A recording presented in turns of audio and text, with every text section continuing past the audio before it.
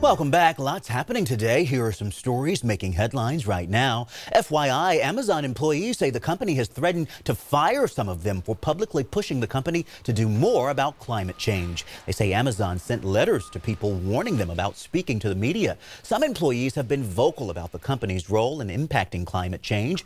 Amazon says that employees can suggest improvements to how it operates within the company. A new USC study shows women directed more of 2019's most popular movies than any year before. 12 of the year's top 100 grossing films were helmed by women, compared to only 4.5% last year.